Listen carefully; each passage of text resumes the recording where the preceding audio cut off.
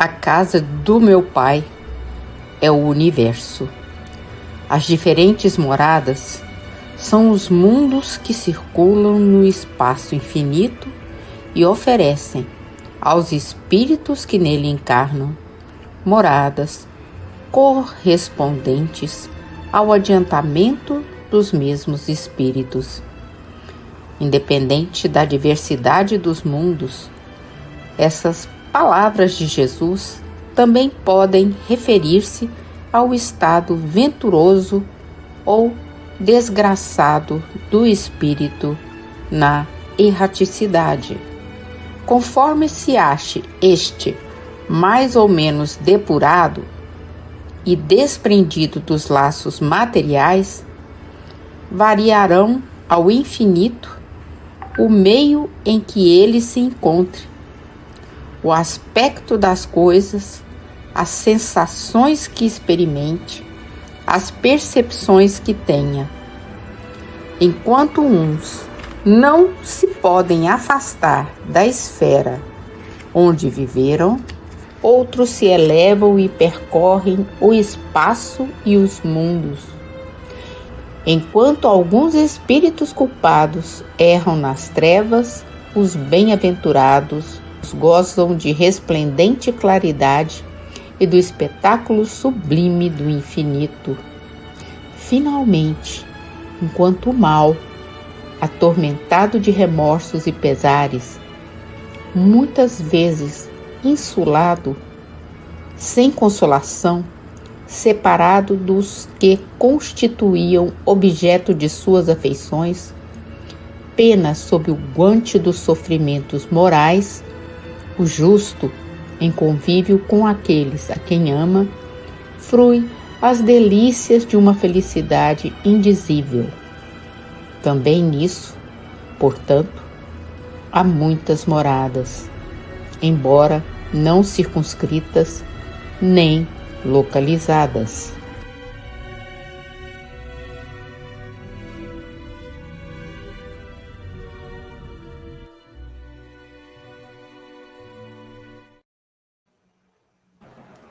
Minha amiga Isabela Paiva fez essa gravação maravilhoso. Mas maravilhoso esse texto. Esse texto é muito bonito de Kardec. E não sei se vocês perceberam que no final ele fala que existem moradas não circunscritas e não localizadas. Aí eu quero que depois você me diga que não tem cidade espiritual na obra de Kardec. Pois muito bem. E agora nós vamos para o capítulo 3 e 4. Não é isso, meninos? Isso mesmo.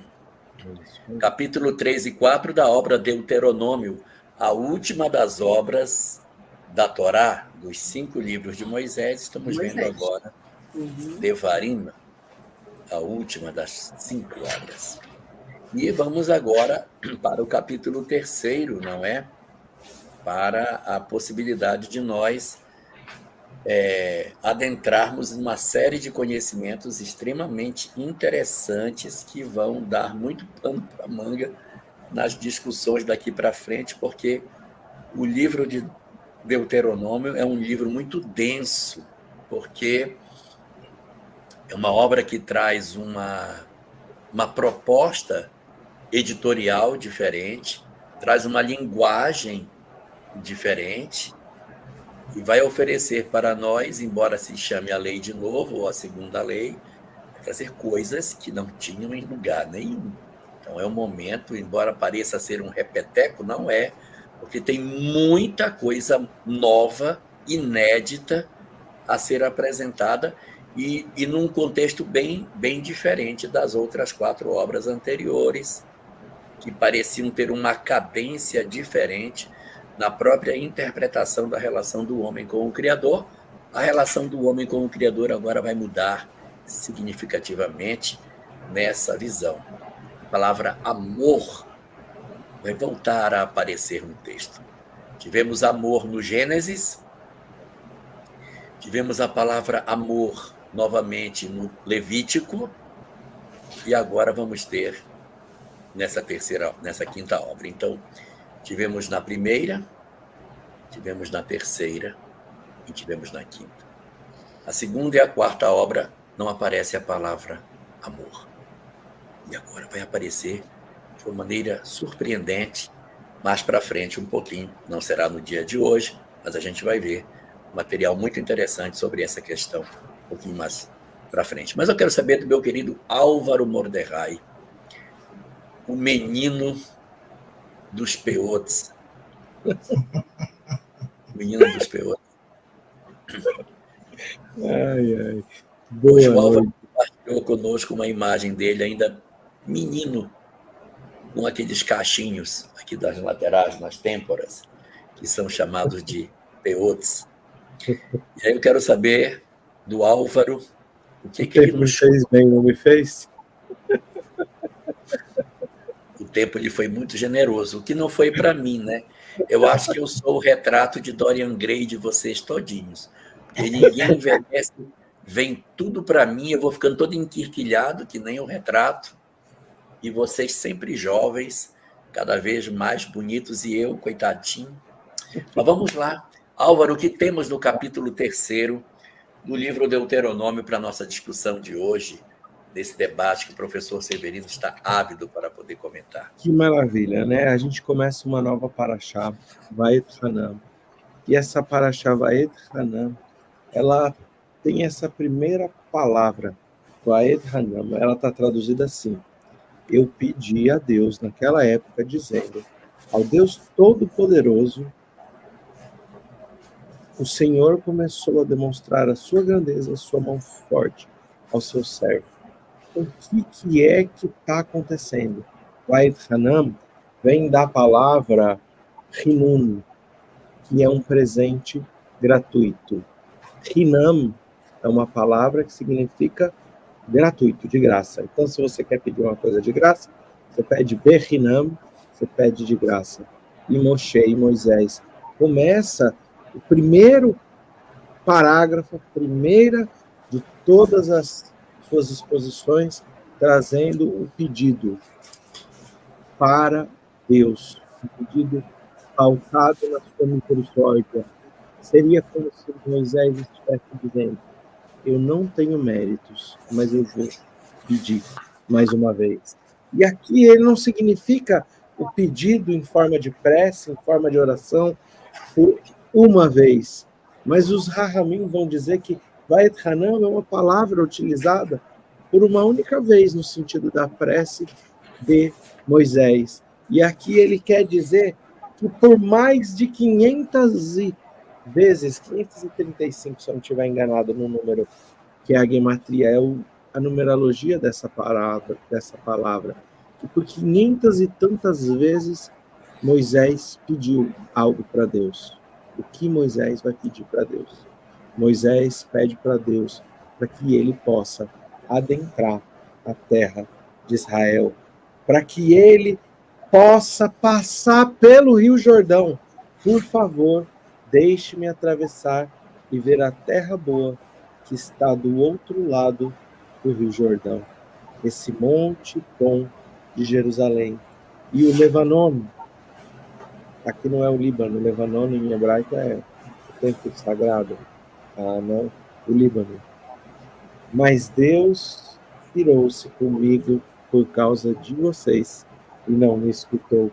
Então aqui a gente começa o texto com um pedido, com uma prece de Moisés, para que ele pudesse adentrar a terra de Israel.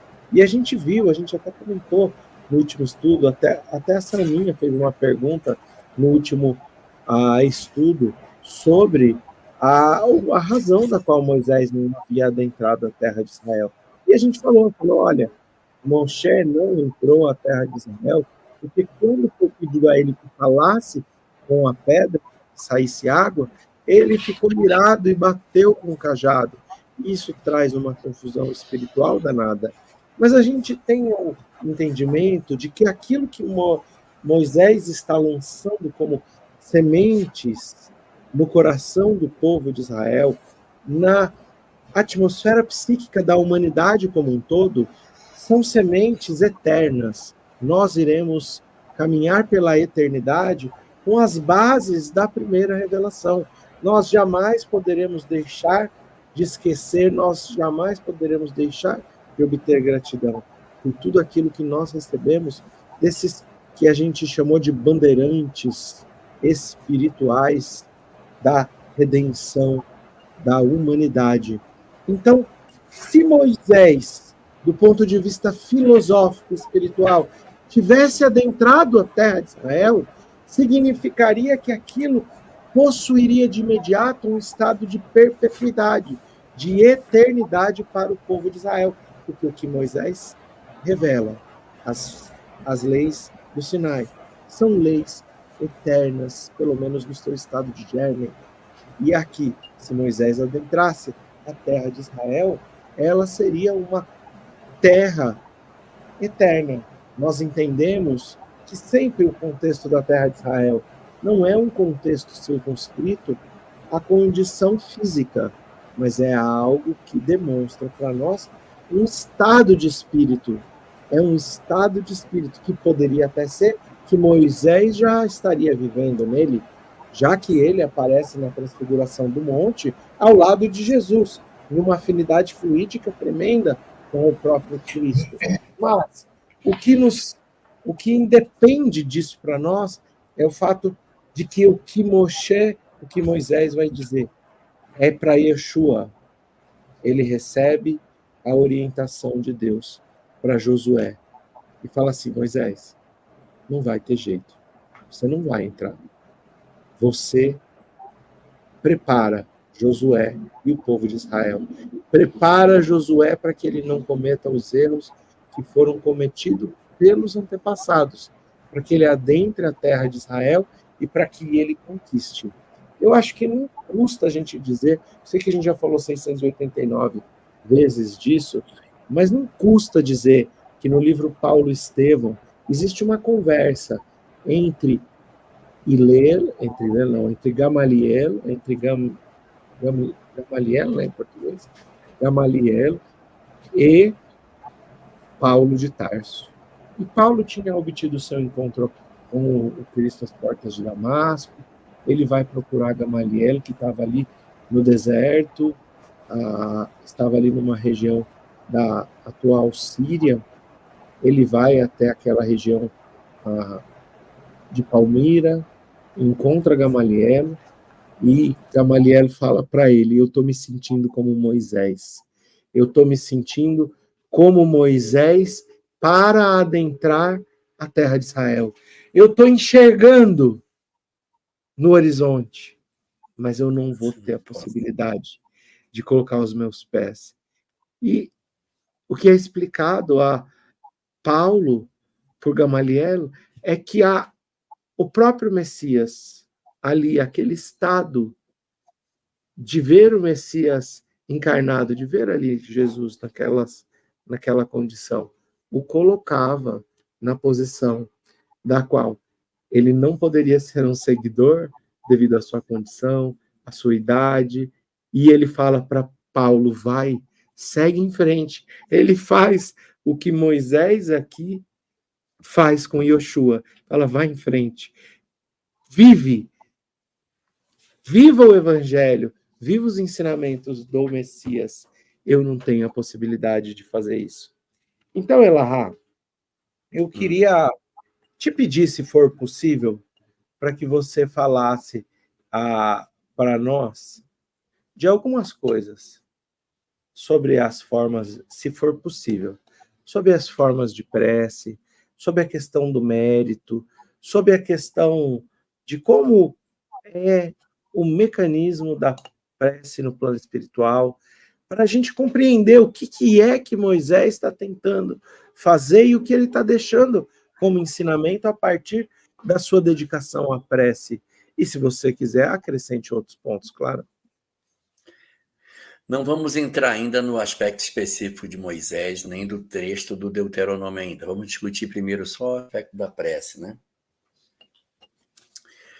O que a gente vê no começo dessa paraxá é Moisés intercedendo para Deus para fazer um pedido a ele.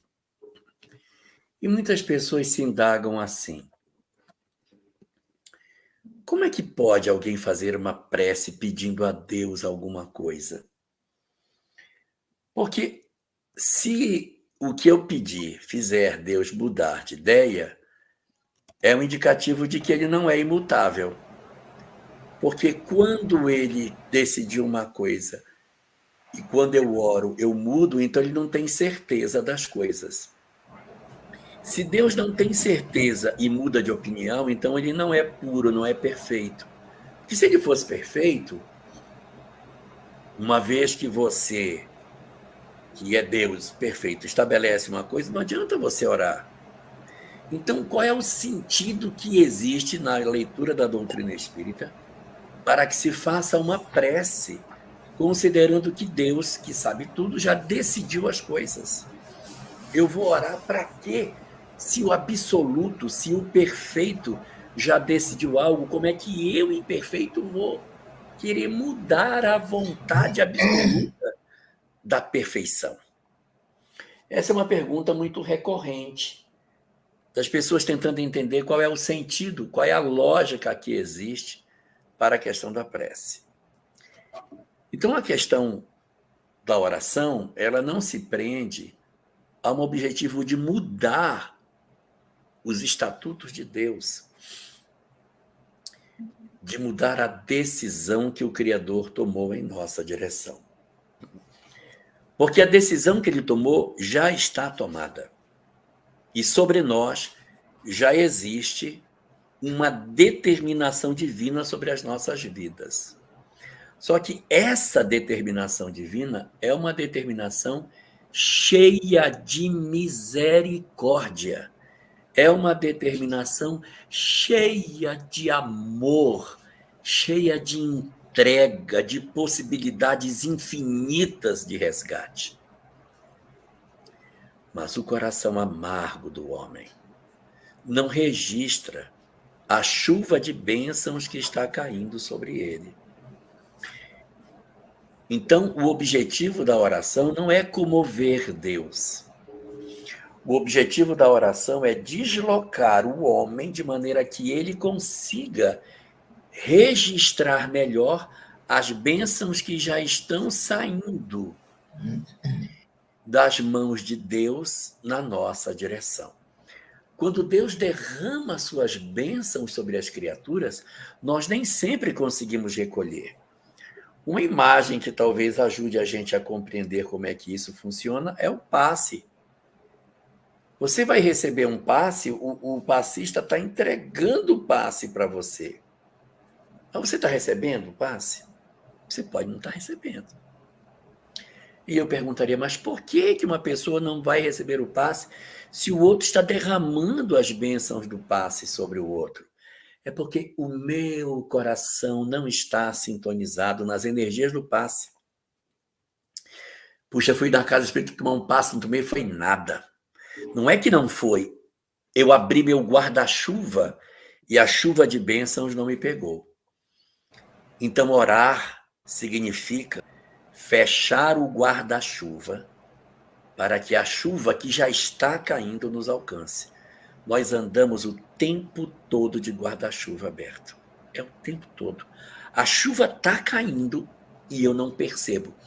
Quando eu desloco o meu coração para sentir Deus, e quem ora sabe o que eu estou dizendo, as energias que se percebe quando se ora.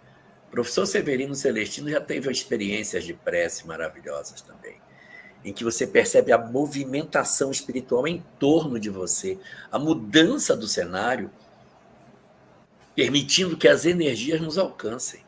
Não é que Deus diga, rapaz, sabe o que tem razão? Eu vou mudar o que eu decidi. Não, ele não muda o que ele decidiu. É você que se apropria do alimento que estava passando na sua frente e que você não conseguia perceber. Então, dentro desse aspecto, a oração para a doutrina espírita, ela está relacionada a 3 pontos distintos. A gente ora para pedir, louvar e agradecer. Pedir quando a gente pede. eu rogo a Deus alguma coisa. Louvar quando eu me percebo diante de uma majestade. Não é um louvar para querer elogiar Deus naquilo que ele não precisa de elogio, mas é a minha capacidade de dizer: meu Deus, como é grandiosa a tua obra.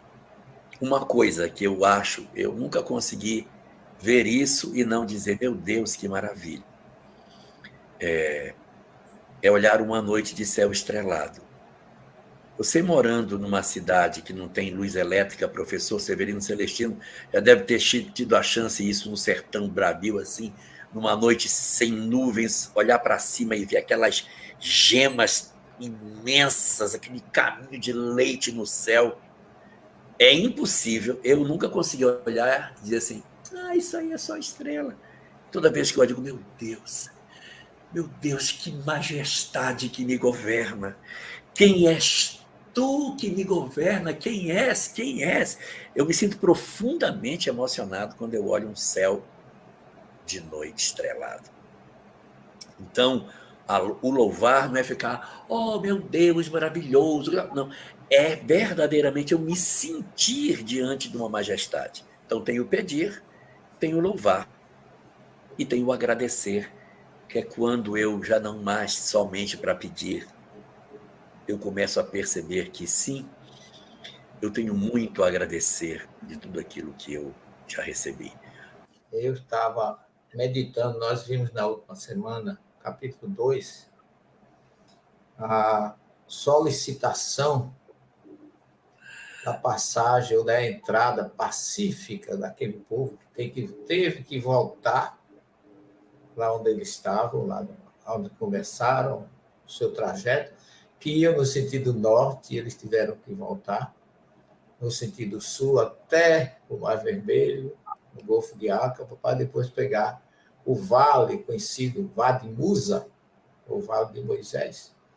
E as recomendações que eles receberam de que fizessem aquilo de forma pacífica, não perturbasse a terra dos Edomitas, o Monte Seir, ficasse em torno do Monte Seir, e ali naquele vale em torno do Monte Seir é que Arão morre e é enterrado lá no Monte Hor, que fica naquela mesma região. E a recomendação que chama a atenção é que eles não molestassem nem os Edomitas, nem os Moabitas, e outros povos também mais ao norte, os primeiros porque eram descendentes de Esaú, o segundo porque era descendente de Ló, e já tinha sido doado a Deus. Quer dizer, cumpram o compromisso e a promessa e a doação feita por mim. Ali vocês não vão mexer. Então, eles foram ordenados a atravessar todo aquele vale, aquela região toda ali, dos nabateus, que ficavam mais a leste ainda, mas que não mexesse, não perturbasse aqueles povos dali. Atravessassem pacificamente, da mesma forma que fez Jesus no seu ministério, atravessando pacificamente todas aquelas regiões, toda aquela missão na Galiléia, na Samaria, em Decápolis, na Judéia, por onde esteve, ele atravessou de forma pacífica. E há uma coincidência muito interessante no Deuteronômio, como falou já o nosso querido Elahá, com relação à presença de amor nessa obra. E aí a gente vê a semelhança da paz que Deus pediu àquele povo, aquela mesma paz que atravessaram aquele território, da mesma forma que Jesus atravessou toda aquela região da Judéia, Samaria, Galiléia e Decápolis.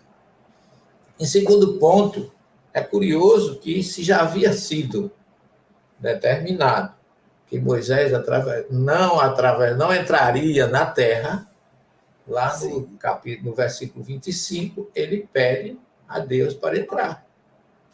Quer dizer, é aquela história, né? Eu sei que o sol vai nascer amanhã, logo cedo aqui na praia que você tão bem conhece, Álvaro. E eu vou passar a noite orando e pedindo a Deus que não permita que o sol nasça amanhã. está no decreto dele, faz parte do decreto dele. Então, aquilo que está determinado por Deus, ninguém deve tentar, nem ao menos interferir. É tanto que a resposta de Deus é basta. Isso aí é ponto passivo, não entra no assunto. E há uma semelhança dessa solicitação de Moisés, que a gente vai encontrar lá no capítulo final, já na última oração de Jesus, lá no Monte das Oliveiras, quando ele pede para que Deus afastasse aquele cálice dele. Então, se ele era o Messias, se ele era aquele que veio com a mensagem de amor e de paz, ele não teria que pedir a Deus para afastar isso, mesmo porque lá em capítulo 12 de João, ele diz, eu não posso fugir da missão que eu abracei.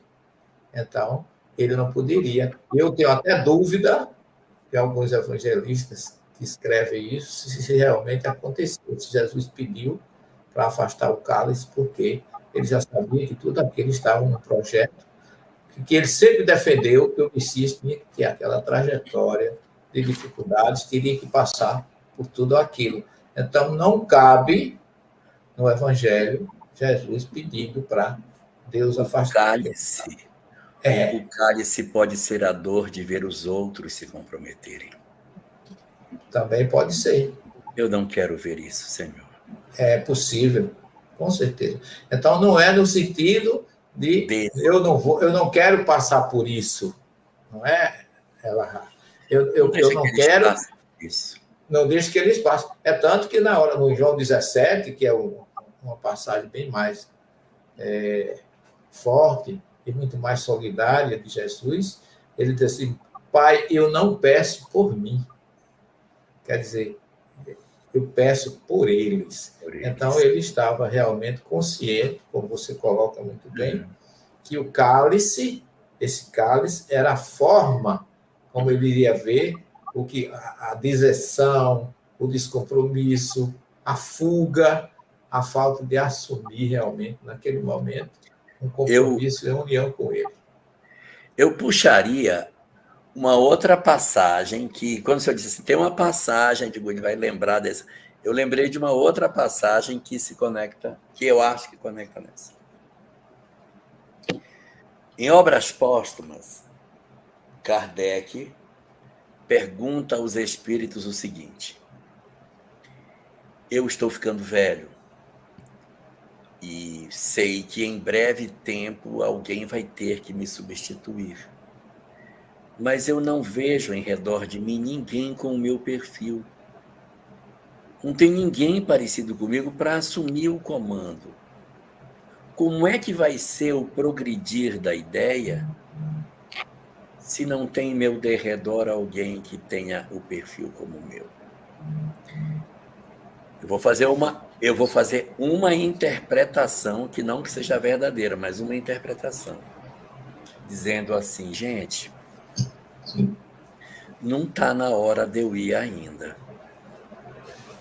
Não está na hora de eu ir, porque o cara que vai me substituir ainda não chegou, porque eu ainda não achei ninguém parecido comigo para fazer a substituição. Então, eu queria pedir a vocês que deixassem ficar mais um pouquinho, tá certo? Até aparecer esse que vai ser parecido comigo.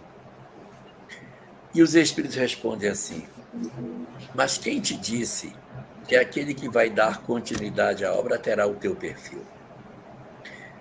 Para poder construir as obras, nós precisávamos de um professor. Mas para tocar um exército, eu preciso de um general. Então, ele estava procurando um perfil semelhante ao dele e não tem. Não tem. Não tem esse perfil semelhante. Porque os que viriam para substituí-lo eram diferentes. A mesma coisa Moisés. Senhor, mas se eu morrer aqui, que esse pessoal vai entrar lá sem minha liderança? Eles já são tão complicados. Se não tiver um cara como eu, como é que vai ser? Eu tenho que entrar, chefe, porque vai botar a perder o trabalho. O senhor não tem noção. Sem a minha presença lá, com esse monte de fenômeno que eu tenho feito, já está difícil. Imagine se botar um cara não médium para tocar essa turma. Não vai funcionar. E aí os espíritos respondem: quem foi que disse que eu preciso de um médium para dar continuidade ao trabalho? Para escrever os livros, eu precisava do teu perfil, de um médium professor. Mas para comandar um exército, eu preciso de um general. Ou seja, a tua missão como estruturador do povo, ela vai mudar visceralmente, porque na medida em que você entra na Terra e tem agora um outro perfil que não é mais aglutinar o povo, trazer uma lei, mas comandar um exército de combate, ele talvez não fosse a pessoa mais indicada. E se a gente parar para pensar, ela, professor, que todos aqueles que nos acompanham, o fato dele ter que colocar Yoshua, Josué, é um ato de humildade, é um ato que necessita, né, que a gente tenha a sensibilidade de compreender que nós somos um pedacinho da engrenagem. Como disse o Chico, eu sou só uma grama, eu vou morrer e vai nascer outra. Sou um capim. E diz que quando ele chegou aquela noite em casa, Emmanuel chamou ele e falou: nossa, muito me admira você ter se comparado a um capim, porque o capim cresce. Está no livro do seu Adelino. Ele ouviu isso do Chico. Então, um dos livros do seu Adelino da Silveira, nosso querido amigo também. E é interessante a gente observar que muitas vezes, como foi dito, a condição em si não pode ser alterada, mas por todas as vezes que o trabalho da fé cria uma afinidade fluídica, cria um magnetismo, vamos assim colocar, necessário para que a gente possa, como disse o Elahá, fazer a recepção de todas as bênçãos que estão ao nosso entorno, a gente percebe algo no Evangelho. O quê? O cego de Jericó, ele supera uma multidão. Nós encontramos Zaqueu também vencendo uma multidão de maneira diferenciada. Nós percebemos o processo de elevação. Nós percebemos o centurião de Cafarnaum, quando vai em direção a Jesus, rompendo com todos os paradigmas, se colocando na condição de humildade, se colocando na condição daquele que verdadeiramente recebe. Quando a mulher hemorroíça vai em direção a Jesus, ela vence uma multidão, ela quebra um paradigma. Então o Evangelho está tentando dizer para nós, se nós verdadeiramente queremos que obter uma resposta de transformação nas nossas vidas, nós precisamos de uma maturidade, de uma entrega completa e total. Nós precisamos estar dispostos a viver a mudança que nós almejamos. Mas aqui é interessante a gente observar que Moisés tinha tudo isso, mas não alterou. Então, Jerônimo Mendonça, o amigo de todos nós, esse benfeitor querido, ele nos diz que quando foi ao Zé Arigó, para que ele fosse curado, o Zé Arigó, o Dr. Fritz, disse para ele assim: olha, o que você passa só se resolve com 3 Cs: karma, cama e calma. E ele não pôde realizar a cura em Jerônimo Mendonça. Mas ele tinha a fé, ele tinha todos os ingredientes, ele tinha tudo que, então, vamos assim dizer, seria requerido para que ele alcançasse a sua cura espiritual. Hoje ele é um espírito curado das suas mazelas, mas ele precisa passar por aquele processo. De que adianta, então, a prece? Então tem uma história lá no livro Nos Domínios da Mediunidade, são capítulos acho que 19 e 20, ou 18 e 19, que a gente vai encontrar a história de uma senhora que está passando, ela tem 3 filhas, essas 3 filhas passando por bastante dificuldade financeira, entregues ao trabalho na juventude, o marido com um caso traindo ela, a mãe dela estava desencarnando, morando na casa dela, quase desencarnando, bem doente, um estado bastante difícil, e ela vai vivendo esse processo, e as questões vão apenas se agravando. Eu não vou falar com tanto detalhe do caso, mas as questões vão apenas se agravando. O marido não está nem aí para ela, não quer participar da prece, ele vai embora, ela tem uma visão, a hora que ele sai de casa e vai para um baile, ela tem a visão telepática da amante, ela vai até o quarto, faz uma prece, abre o evangelho, faz uma prece, recebe instrução dos espíritos, faz aquela prece com a sua filha. No momento da prece é descrito que todos os espíritos sofredores que estavam ali no entorno se aproximam para receber aqueles fluidos, mas sem conseguir influenciar negativamente. Eu costumo dizer que é que nem quem vai entregar uma sopa numa região onde tem muitos usuários de droga, Cracolândia aqui em São Paulo. Você vai entregar a sopa, você para um carro caro, com o celular na mão, e ninguém mexe com você. Fazer a prece é isso. Você oferece ajuda a todos, mas aqueles que estão no estado de sofrimento, eles não conseguem nos alcançar e não querem nos alcançar naquele momento. Então, depois que acontece tudo isso, e ela desdobra, ela recebe instruções maravilhosas dos benfeitores, e aí André Luiz fala assim, mas espera aí, o que aconteceu? O marido continua traindo, continua no clube com a amante, a mãe continua desencarnando, as filhas vão ter que ir para o trabalho amanhã, o que mudou com a prece? E aqui é dito, né? O que mudou foi ela. Ela se modificou diante da situação. Ela ganhou força para que todas as dificuldades que ela encontraria nos próximos segundos da vida, para que ela estivesse numa condição vibratória, numa condição de superação, numa condição onde ela pudesse se encaminhar para uma renovação diante de todas aquelas dificuldades. Então, muitas vezes, a gente não pode mudar, mas tantas vezes a gente pode se modificar. Então, eu gosto de contar, às vezes, professor, a história da minha mãe, ela está até aqui assistindo. A minha mãe teve um câncer de pâncreas, do mais agressivo de todos. E ela estava sozinha no médico quando recebeu o diagnóstico. Minha mãe, o professor conhece, é uma pessoa muito bruta, né? Maria, nem diga isso. É um doce de pessoa. Um doce de pessoa. Vai dormir fora de casa hoje dizendo isso. É a delicadeza em pessoa, né? E ela, quando o médico falou que era um câncer no pâncreas, ela conta assim para mim que ela estava sozinha, escorreu uma lágrima, ela pegou o lencinho dela, falou, doutor, essa vai ser a única lágrima que o senhor vai me ver chorar.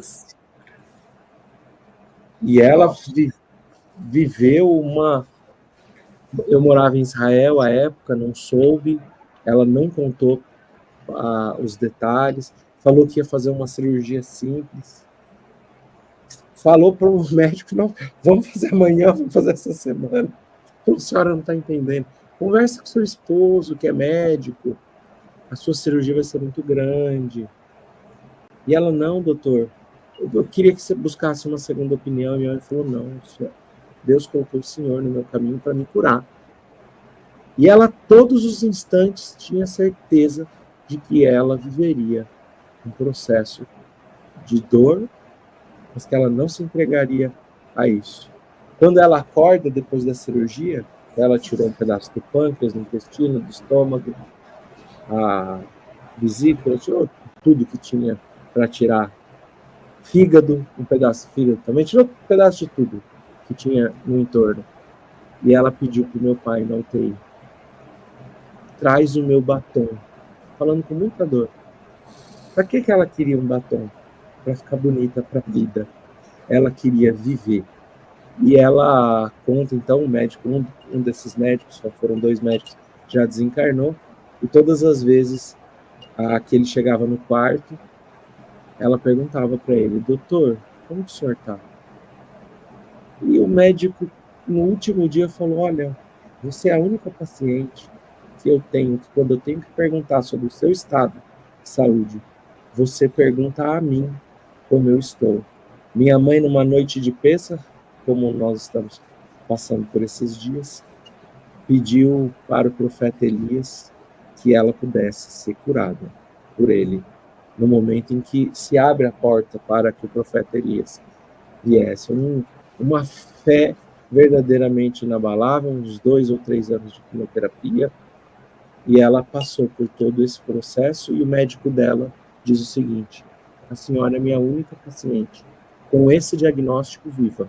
Eu tenho 15 anos, mais de 15 anos, que se passou esse processo todo, e ela hoje está muito bem.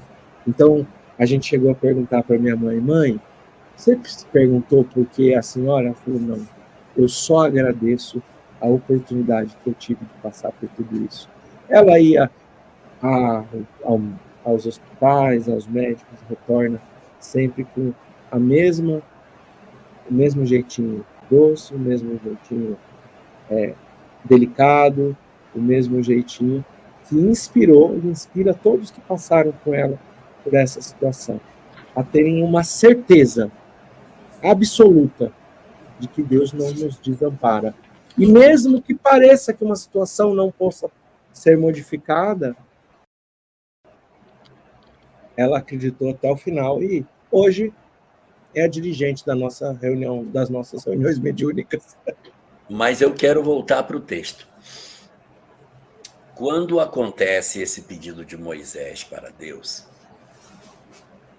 os rabinos dizem o seguinte, que ocorre uma coisa muito surpreendente, porque ele pede para entrar na terra e o Senhor o leva para ver a terra. Uhum. E mostra a terra para ele. Então, assim, muitos poderiam interpretar nesta atitude uma maldade, né? Como se fosse assim: eu estou com muita fome e eu quero comer. Você quer comer? Então, olha, eu vou te mostrar aqui. Sente o cheiro da comida, mas eu não vou te dar. Então, Deus leva Moisés para um ponto e mostra para ele a terra de Israel. E o que os rabinos comentam sobre isso? Os rabinos dizem que no Talmud existe algumas observações que dizem que essa atitude do Senhor foi no seguinte sentido: embora você não entre, eu vou dar a você a visão que darei àqueles que cumprirem todas as mitzvot, todos os mandamentos. Então, embora Moisés não tivesse tido a possibilidade de viver todos os mandamentos, porque ele não viveu dentro de Israel para viver esses mandamentos todos, embora ele não tenha conseguido viver, ele deu a ele como se fosse a chancela, como se ele tivesse visto tudo aquilo, tivesse vivido tudo aquilo que ele deveria ter vivido, ou seja, ele quitou o carnê dele. Se eu vou quitar teu carnê, você não vai entrar, mas eu vou dar a você uma visão que é como se você tivesse cumprido, como se isso fosse uma espécie de um passaporte para dizer: você está agraciado. E no Talmud diz assim, que as bênçãos de Deus não são só aquelas que se recebem na terra. Então ele deveria ter algum tipo de benesse, não somente aquelas que se teria do lado de cá. E há uma conexão desse texto com uma passagem que já faz tempo que a gente viu. Eu ainda era menino quando a gente estudou essa parte, que era quando a gente estava estudando o Gênesis, há não sei quantos anos atrás. Vocês devem lembrar no Gênesis que Jacó sai e vai para a casa de seu tio Labão, que era um cara torto, fica na casa de Labão durante muito tempo, 7 anos. fica 7 anos para poder casar com a primeira, 7 anos para casar com a segunda, 7 anos para poder sair com as duas de lá, e quando sai ele vai ao encontro de seu irmão, Esaú, com o qual ele tinha brigado. Então ele manda uma mensagem cifrada para o irmão. Ele diz assim: eu saí de casa para ir ao encontro do nosso tio Labão, e com ele estive até agora. Querendo dizer o seguinte: eu saí de casa para viver com uma pessoa errada, mas sem me desqualificar, sem me corromper, eu permaneci ao lado do perverso durante todo esse tempo. Esse sou eu, o que não se corrompe, mesmo vivendo ao lado do corrompido. E Moisés também recebe a bênção de enxergar a terra prometida, como se Deus dissesse: passaporte carimbado, você está tendo a honra de ver tudo, embora não tenha cumprido todas as mitzvot. E a gente vê esse vigiar e orai, mas aqui na Torá, na origem desse princípio tirado por Jesus, a gente viu o orai, né? O pedido da prece. Mas na sequência exata dos versículos, ele vai dizer assim: agora escute os mandamentos.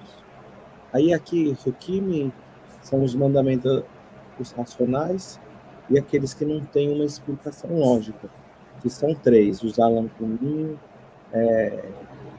Alá Vassar, eu chamo carne com leite, e o terceiro eu não estou lembrado qual é. Mas são... Carne com leite eu tenho uma explicação. Qual? O leite significa o início da vida e a carne a morte. Então, como o leite é a representação da vida, do surgimento da vida, você não deve misturá-lo com a morte. Então, não se mistura a vida com a morte. O leite é o início. Então, não se mistura o bezerro com a morte da mãe. Mas o texto vai falar assim: olha, os mandamentos da Torá, eles vão ter que ser sagrados para vocês. E aí continua, ó, o versículo diz: veja como Deus, meu Deus, me ordenou. Eu ensinei a vocês os mandamentos para serem observados dentro da terra que vocês estão prestes a entrar e tomar posse.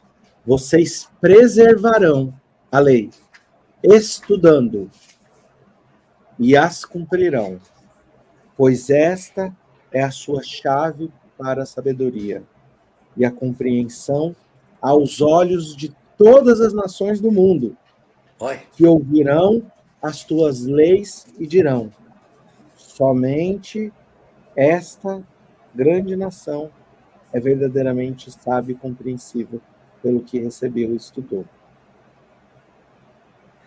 Qual outra grande nação pode ter Deus tão próximo de si como o povo de Israel? Então, assim, primeiro foi falado, faz prece, orai. Agora está falando, pega aqueles ensinamentos, estuda eles e vigia. Toma todo o cuidado que for necessário para que vocês não se afastem, é o vigiai. Se não tiver claro, o versículo mais à frente vai dizer: não deixai essas coisas afastarem de seus corações todos os dias da sua vida.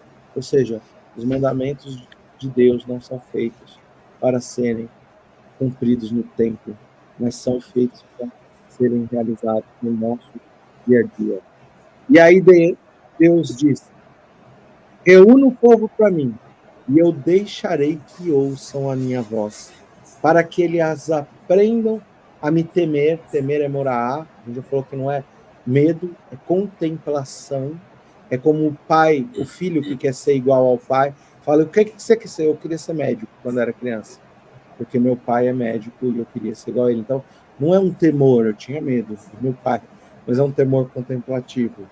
A todos os dias que viverem sobre a terra, para que eles ensinem aos seus filhos. E aí, então, vai dizer o texto. Então, houve uma escuridão e uma nuvem. É uma reunião mediúnica com ectoplasma, Sim, realizada no escuro, e tem ectoplasma. E aqui vai ser dito os 10 mandamentos para que eles fossem a base de toda a observância. E vai ser dito, cuidem de si mesmos. Elahá, não está escrito, cuide-se você de você mesmo. Está escrito, cuidem-se uns dos outros. Então, amai-vos e instruí-vos. Então, primeiro foi o orar e vigiai. Depois, agora foi o instruí-vos e o amai-vos. Só a ordem tá colocada ao contrário. Mas também tá tudo certo, que hebraico escreve de lá para cá e não de cá para lá, então dá na mesma. Então, cuidem-se de vocês mesmos. Vocês não devem fazer nenhuma imagem. Vocês precisam de usar Deus para promover iluminação, ou seja, qualquer tipo de abominação, ao personalismo, a usarmos a religiosidade para ter qualquer tipo de mérito. Nós não devemos receber nada pelo que nós fazemos para nos dedicar, tanto à mediunidade quanto à oratória, que é uma forma de mediunidade, sem sombra de dúvidas, também a mediunidade intuitiva que está ao nosso dispor. E aqui, eu não vou até o final, mas vale a pena esse versículo 29, que diz assim, dali vocês buscarão Deus, seu Deus, e o encontrarão. Então, todas as vezes que alguém procura a Deus, não importa se você veio do deserto, não importa se você veio da escravidão, não importa se você vê o seu líder ali, Moisés, se despedindo do povo, não importa se você vai ter que conquistar uma terra, entre aspas, pela luta, não importa o que é que você está vivendo. Se você procurar a Deus, você vai encontrar. E no final dos dias, quando vocês estiverem em desespero, vou colocar a luz da doutrina espírita, na transição planetária, quando vocês acharem que está tudo perdido, e todas essas coisas tiverem acontecido, vocês retornarão a Deus. E vocês viverão em obediência a Deus. Porque eu sou o Senhor teu Deus. Acima de tudo, misericordioso. Olha que coisa mais linda. E aí você fala assim, não, mas para mim não tem jeito. E ele não afrouxará. Sua ligação com Deus jamais será destruída. Deus jamais esquecerá o pacto realizado com seus pais. Ele jurou a isso. Deus criou o homem sobre a terra, tomando para si a conjunção. É coisa muito bonita isso. Tem todas as respostas que a gente precisa para as nossas dúvidas, para as nossas dificuldades, as orientações da doutrina dos Espíritos, as próprias orientações de Jesus. Tudo aqui nesse capítulo, nesses versículos que a gente não terminou. E ele só está dizendo, cuida, vigia, ora, cuidem uns dos outros. E tenha certeza, vocês vão conseguir a resposta. Mas esse discurso de Moisés, eu acho ele rico demais para a gente não estudá-lo picadinho, sabe? Sei. As orientações que tem aí. Inclusive tem um ponto, o Álvaro até já falou, que ele usa uma frase muito parecida com a de Jesus, quando fala do Consolador.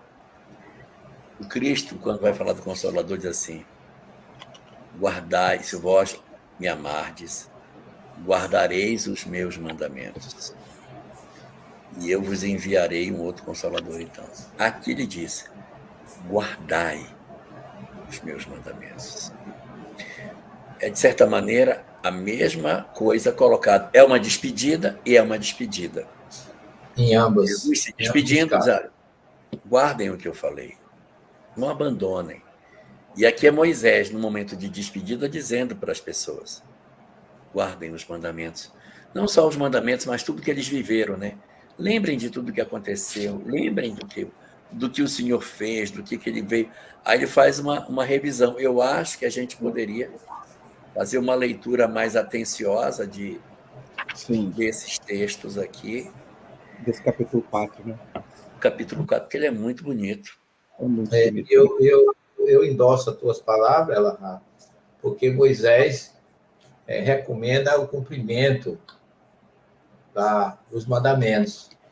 E Jesus, em João 14, quando ele está confortando os discípulos, ele diz assim: se me amais.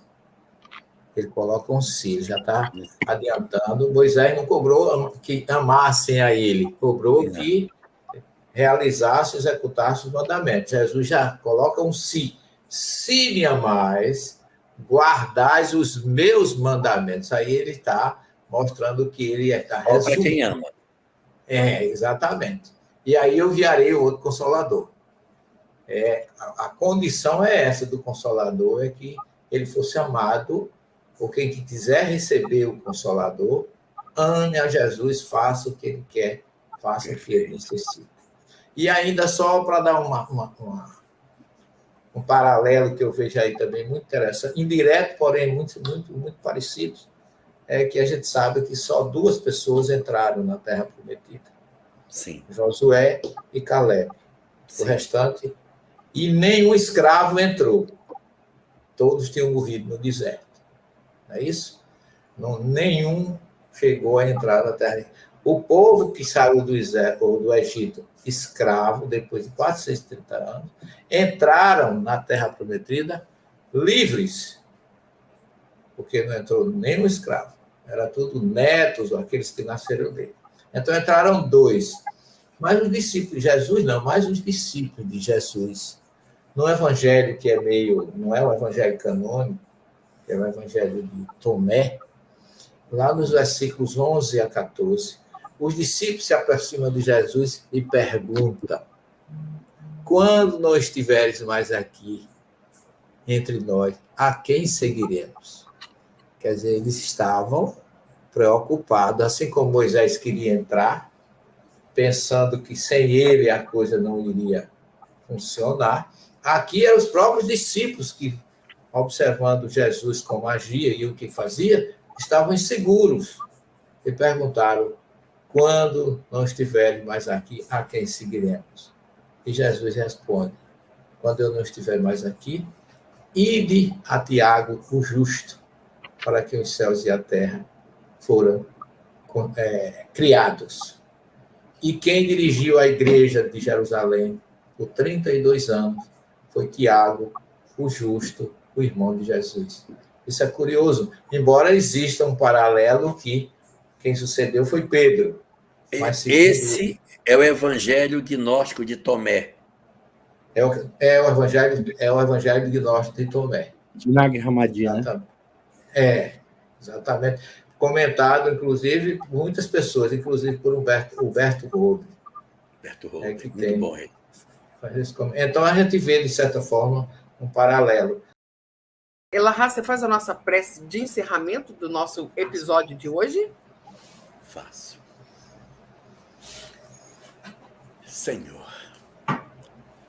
ensina-nos a aceitar as tuas determinações nas nossas vidas. E ensina-nos a entender que a tua vontade soberana se impõe sobre a nossa, porque nada sabemos sobre nós próprios. Dá-nos assim sabedoria e resignação, para que consigamos encaminhar as nossas existências na obediência aos teus princípios. E quando nós assim te pedirmos algo e não nos for concedido, ensina-nos a silenciar, e a entender os teus desígnios sobre as nossas vidas. Faze isso, Senhor, para que nós sejamos dignos de continuar a receber de Ti a graça, a proteção e a assistência que Tu tens nos dispensado. Dá-nos assim um momento de muita paz e durante esses nossos 15 dias possamos ficar mais perto de Ti, sentindo as Tuas determinações em nós e preparados, Senhor, para cada vez mais contemplarmos a terra prometida que Tu nos apontas, ainda que muitas vezes não venhamos a nela adentrar. Derrama, assim, Tuas bênçãos de proteção e guarda todos nós sobre a Tua augusta, misericordiosa solicitude de imensa paz. Muito obrigado, Senhor.